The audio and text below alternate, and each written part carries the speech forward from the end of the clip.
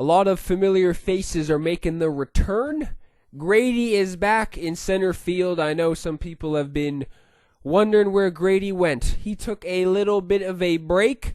Since the past couple games, I've been using Grady Sizemore. I haven't really done that well with him. So I don't know. I just wanted to stick him on the bench. And he was obviously going to be back at some point. There was no chance I was going to just leave Grady hanging and not put him in anymore.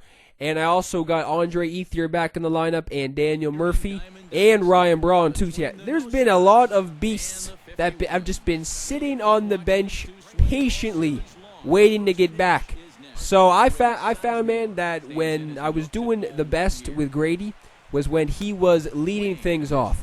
So, yeah, like I had him batting like second or third for those games when I wasn't doing that well with him. So I wanted to get him back in the leadoff spot. And this is how you start it off, with a base hit when you make your return to the squad. So Grady is out of the slump already. No worries about that anyway, even if he was in a slump. So, stupid me. Thought that ball was going to get down 100%, so I get doubled off trying to get back into first base. That is a huge mistake.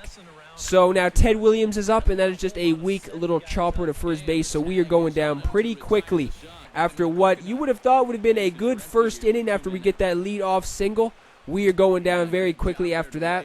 So this guy was one of those motherfuckers, man. He wasn't swinging at anything that was 2 centimeters out of the strike zone. I mean, half the time I'm sitting there, I'm swinging at everything. I'm swinging at shit in the dirt. I'm swinging at shit above my face. But some guys, man, they don't swing at anything. Anything that's remotely close to out of the strike zone, they will not swing at it. So this guy was one of those guys. I have no idea what Grady was doing out there in center field. Like, he was frozen. I couldn't move when the ball was first hit, and then it gets over his head, and he's able to score a run in the process. So now going into the second inning, we need to make a comeback. It was looking good in the first inning, like I said, after Grady Sizemore got that single. So after Grady got the single to return to the squad, it would be nice if everybody else making the return to the squad could get at least a base hit in their return game too. Ethier hasn't played in a very long time. Out of everybody who's returning to the lineup in this game, Andre Ethier hasn't played in... He's just been out the longest pretty much. And first at bat for Andre Ethier, he is getting a base hit. So good returns to the lineup so far for Grady Sizemore and Andre Ethier. I need to start using Ethier more again because I made all those lists like the top 5 power hitters and just top 5 underrated cards in this game. Dude, that flashback Andre Ethier is an absolute machine. Like, I don't even know why I don't use him every single game. He's just one of those players who've been doing amazing ever since I picked him up, and he's batting like 320 or something like that at this very moment. So that's pretty solid as well. So I was actually very surprised I was able to kind of shut this guy down early in this game. I mean, I had the pen going early. I mean, I had Billy Wagner up, and I also had Kelvin Herrera warming up in like the first inning. So yeah, after he got that ball over Grady Sizemore's head, I was going to the pen. We're not going to the pen. I was just warming some people up in the pen. So it was looking pretty bad to begin this game, but then I was able to settle down a little bit. Like I said, Daniel Murphy is returning to the lineup too. Daniel Murphy, how you doing, young fella? Welcome back to the squad. Oh, and he goes down to get the fastball as this is hit well out to deep left center field, and he is going to ride this one right out of here. Home run. Everybody making the return is doing damage. That is a very deep drive to center field from Daniel Murphy, so he is getting in on the Moonshot squad. He wants in.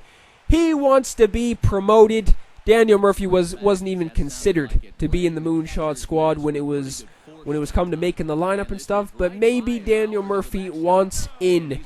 And I've actually hit a couple very clutch home runs with Daniel Murphy. He can get some home runs on the board, even though I think his live series card only has like 70 something power, so that's not the best. So I think his 93 diamond has like 80 something power, which, dude, to be completely honest, I think his live series card is 10 times better than his flashback, because really the only thing that's better on his flashback is his power versus righties. And his vision is like 10 times worse. His vision on his His 93 diamond is like 50-something. Then on his prime, it's 90. So, yeah, if you ask me, his live series card is 10 times better, and I know his fielding is bad on both cards as well, so it's not like his fielding on his prime is way better, or yeah, it's not even close to better. It may be a little bit better actually, but it's not that much better, so it's not even so big of a difference where you need to play with the diamond Daniel Murphy. But still, I've been doing very well with the live series Daniel Murphy so far. So, dude, people were calling for Pablo's head.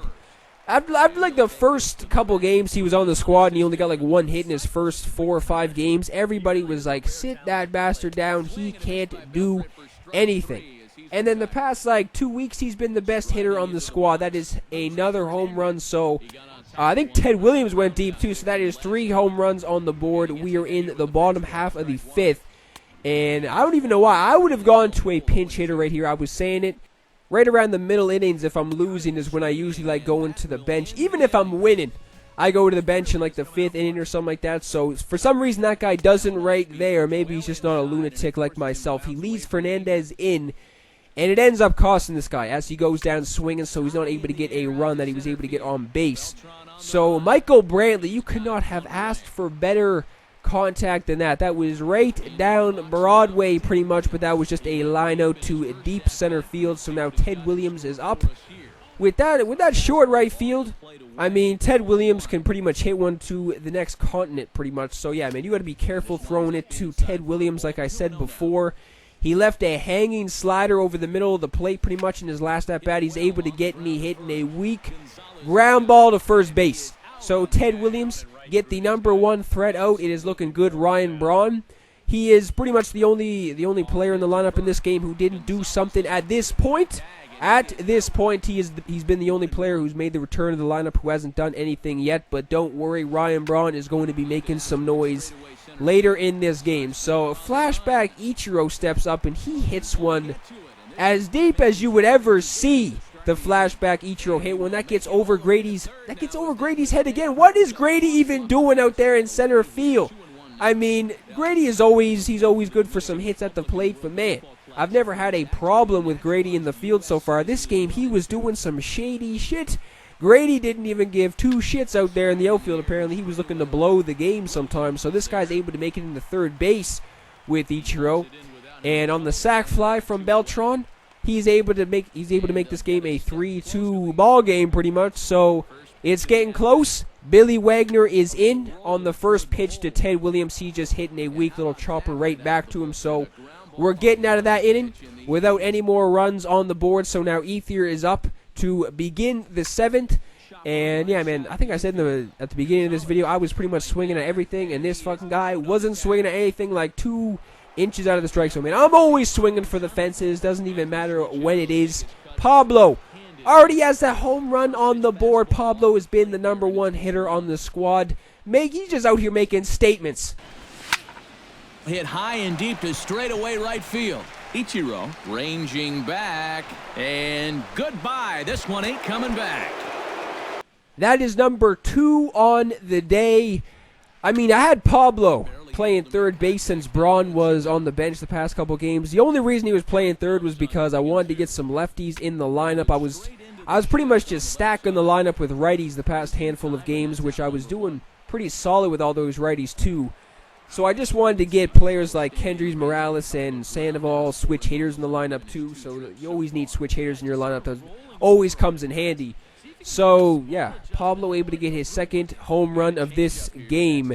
And Pablo may have to be put in the cleanup spot or something like that for the next game. Maybe I will do that. Put Pablo in like the 3 or 4 spot and see what he could do, because he has definitely been the number 1 guy I would want at the plate in any situation where runners were on base or anything like that. So I was very confused whether or not I should bring a righty in, because Tulowitzki was up.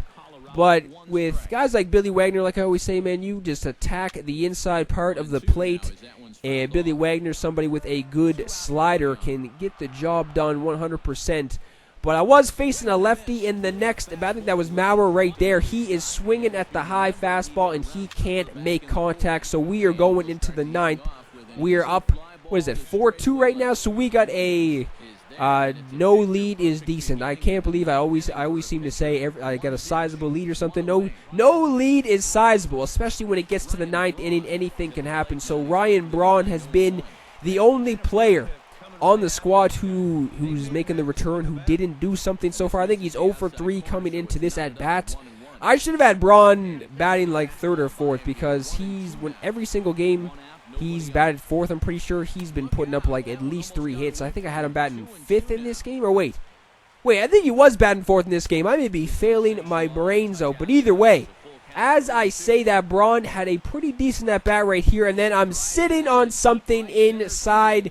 And that one is taken deep to the opposite field too. So that is the 5th home run of this game. So I got 4 in the last game, 5 in this game. I think I had 2 with Sandoval, 1 with Ted Williams, 1 with Ryan Braun, and 1 with Daniel Murphy. So yeah, man, 5 home runs on the board, 9 dingers in the last 2 games. The Moonshot Squad is back, and it's not even players. Like when I first started doing this Moonshot Squad stuff, it was just everybody in the lineup had like above 90, 95 power or something like that. But there's just those players who they'll only have like 70 something power, and they'll be hitting home runs every single game pretty much. So that's why I had guys like Daniel Murphy and other players like that in. Even Altuve. Altuve has like barely any power, but he's always good for a home run or 2 in every single game, it seems. So as we make it into the 9th, Ted Williams is this last guy's hope. Kelvin Herrera is in. I got a 0-2 count. He's down to his last strike and out of this game. He just hits a weak chopper in front of home plate, so we are walking away with yet another double. And guys, I think you might agree there's little doubt that the star of this afternoon's contest was this man, Pablo Sandoval. Take a snapshot of that. He's our top player of the game. Yeah, I think in the end this really could have been anybody's award, but what the heck, let's go ahead and give it to this guy. He's as deserving as anybody.